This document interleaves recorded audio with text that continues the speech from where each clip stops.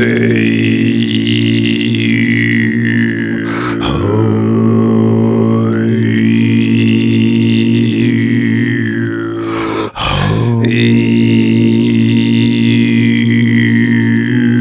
1313, ladies and gentlemen. It's a number. It's a very important number. Very important. Tell me why. Why 1313 is important? Yes. Well, we got two 13s back to back, so it doubles the normal potency of 13, which is already a mystical number, which terrifies people in the West. They think it's unlucky, but in Tibetan Buddhism, it's considered a very lucky and auspicious number. Yeah, I was staying in a hotel in Vegas. They have no 13th floor, and I don't think they had a 4th floor either. The 4th? Yeah, there's something about some cultures. The number 4 is unlucky. How many cultures do we get to influence our buildings these days? That's what's crazy. And what's crazier is at some point, someone convinced a person, listen, can we just not do a 13th floor? And they listened to him. I'm like, all right, I guess we'll just go from 12 to 14. Shooter Jennings has it in a song. When I check in to 1410, I know what room I'm really in. Oh, that's cool. Yeah. Yeah, well, you know what? That's what's so funny about it is because, like, that's the whole problem, isn't it? Is like people want to pretend they're not in the 13th floor when they fucking know they are. Right. Instead of just acknowledging, this is where I'm at. No, we're in the 14. We're 14. It's 14. Call it the 14th floor. Just call it and they'll be that. Dude, when I was in college, we had to do service for, like, to get the degree. You had to go do, like, service overseas. So we went to India, to Dharamsala, and we taught the monks English. And I was sitting with, like, listening, overhearing a monk in a conversation with someone teaching him English, and the person's trying to explain to him how there isn't a 13th floor in buildings in the West. And the monk was like, does it levitate? Like, is it missing? How do they do it? He was genuinely perplexed. It was like a magical thing.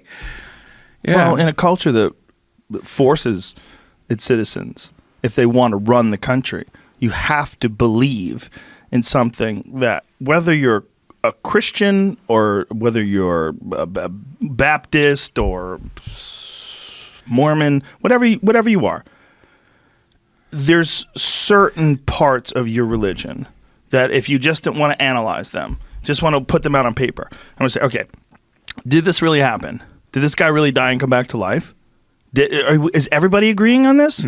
Everyone's agreeing that a guy became a zombie, and he came back 3 days later, and we're cool with that.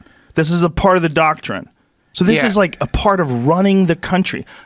I don't think you can be an atheist in this country. I don't think we would let you run it.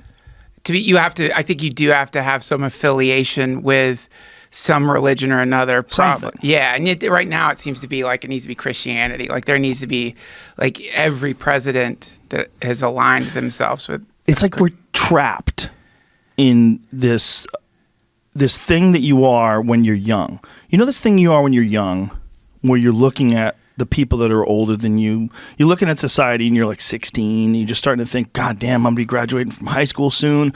What am I going to do with my life?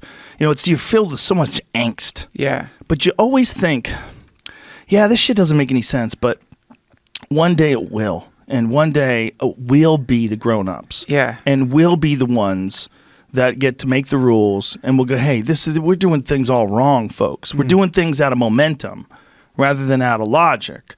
But that time never comes. And then all of a sudden you're like you or I, where you're middle-aged. Yeah. We're middle-aged men. Yeah. I'm a 51-year-old man. I'm 45. Almost 52. We're middle-aged. If we're lucky. If we're super lucky. Reality, we're closer to death. Yeah, for sure. For sure. So, and we're still trapped by this thing where you have to pretend you absolutely know. Look, live your life like Jesus is real. Live your life like you want to follow those tenets. And you'll probably live a better life. Like, if you really follow the actual true tenets of Christianity. But if you really want to believe that a guy came back to life and that only happened once and that you have to follow this book. Yeah. And if you don't follow this book that was clearly written and rewritten and fucked with by people, and you know that people are known liars. Yeah. Like, why do we have court? Because people lie. What really happened? You have to fucking get a bunch of people to sit down and figure out what really happened. Because this guy's saying, I didn't do anything, Your Honor. Yeah. And they got prints and DNA. Yeah. And in that world of known liars, we believe a crazy story that was written when people had no science. But we accept it because we think it makes the world a better place.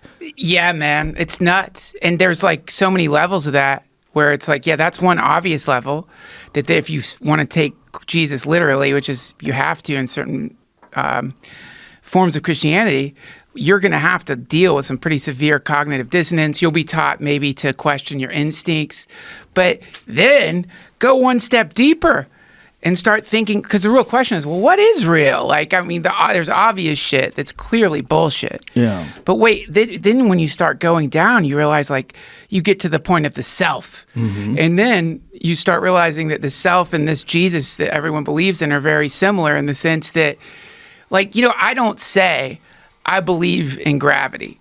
You would think I was crazy if I said, it would be a crazy thing to say, like, you know, I believe there's gravity. There is gravity. It's testable.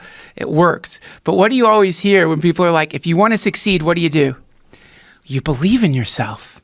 And it's like, wait, what do you mean believe in yourself? I am a self. Why do I have to believe in it, right?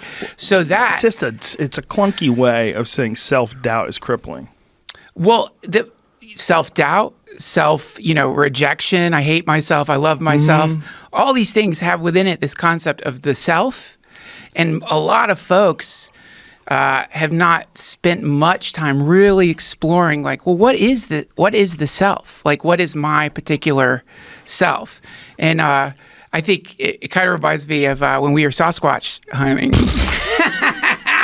You know, the self, or the many people's self is very similar to Bigfoot. Yeah. It's a thing that they imagine that there's signs of, but they've never really quite seen the Bigfoot, you know? Right. But, you know, remember the feather in the trail. It's a gift. It means he likes you. Yeah. They would think that Sasquatches were taking and leaving gifts, taking their gifts and leaving their own gifts, swapping gifts. Yeah. And they believed it. They believed it. They believed it the same way people believe in a religion, you know?